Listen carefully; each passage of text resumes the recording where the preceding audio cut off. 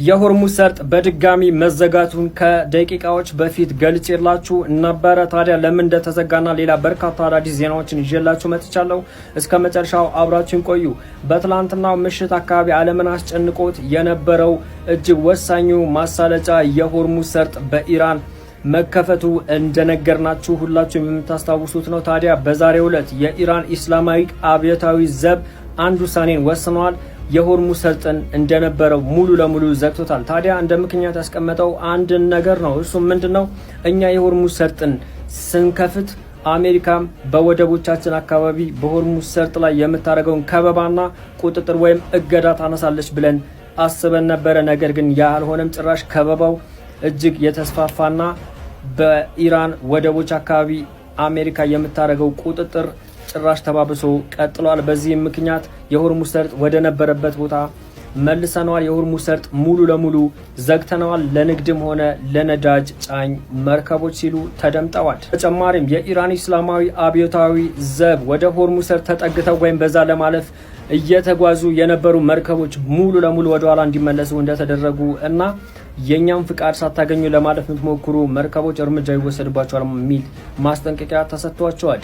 ታዲያ የአሜሪካው ፕሬዝዳንት ዶናልድ ትራምፕ ከሰዓታት በፊት ይህንን ብለው ነበር። አልጀዚራ ነው እየዘገበው ማለት ነው።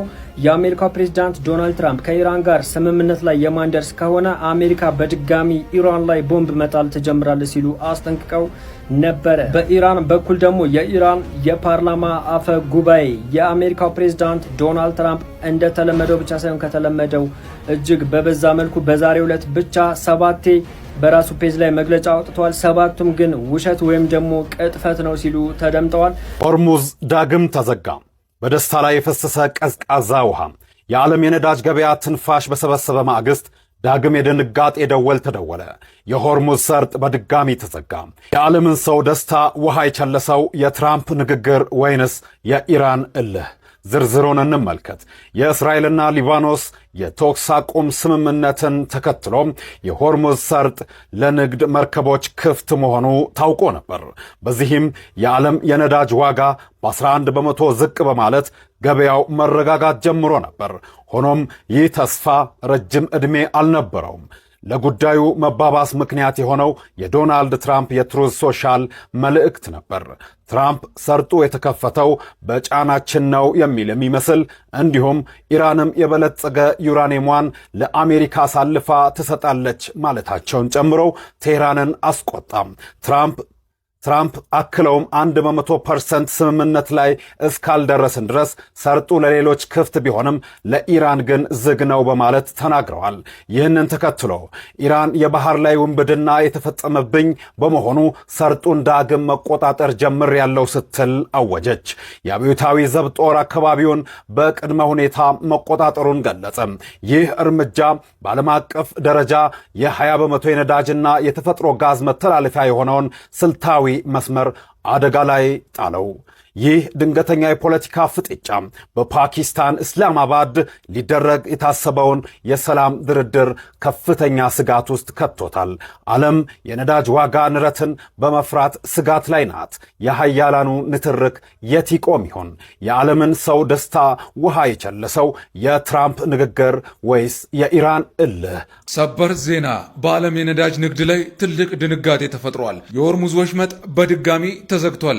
ስካይ ኒውስ የኢራን መንግስት መገናኛ ብዙሃንና አይአርጂሲን ጠቅሶ እንደዘገበው ወሽመጡ አሁን ሙሉ በሙሉ በኢራን ቁጥጥር ስር ሆኗል። ማንኛውም መርከብ ለማለፍ የግድ የኢራንን ፈቃድ ማግኘት ይኖርበታል ተብሏል። ኢራን እንደምትለው አሜሪካ በፋርስ ባህረ ሰላጤ ላይ የጣለችውን የባህር ከበባ ለማንሳት ፈቃደኛ ባለመሆኗ ኢራን ቀደም ሲል ለተወሰኑ መርከቦች መንገድ ከፍታ የነበረው ቢሆንም አሁን ግን ስምምነቱ መፍረሱን አስታውቃለች። ትላንት ዶናልድ ትራምፕ አሜሪካ በኢራን ወደቦች ላይ የጣለችውን ከበባ እንደማታነሳ በጽኑ ተናግረው ነበር። ኢራንም በበኩሏ አሜሪካ ለመርከቦቻችን የነጻነት ዋስትና ካልሰጠች ወሽመጡ እንደተዘጋ ይቆያል በማለት ምላሽ ሰጥታለች።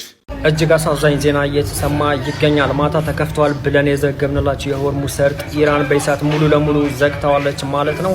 ምንም አይነት የነዳጅም ሆነ የንግድ መርከብ ማለፍ አይችልም፣ እርምጃ እንወስዳለን፣ ያለኛ ፍቃድ መጠጋት ሁሉ አይችልም እያለች ትገኛለች። ያው አሜሪካ ነች ያናደደቻት ማለት ነው። የሆርሙዝ ሰርጥ ድጋሚ ተዘግቷል።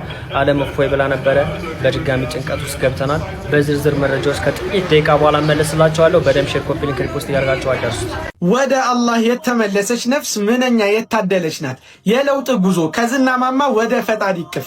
የቀድሞዋ ድምፃዊ ሐሊማ አብዱራህማን አሁን ላይ የቀድሞ ስራዎቼ ይጸጽቱኛል፣ አሁን ላይ ወደ አላህ ተመልሻለሁ ትላለች። እስኪ ሁላችሁም ማሻአላህ አላህ ያጽናሽ እያላችሁ ኮሜንቱን አጥለቅልቁት።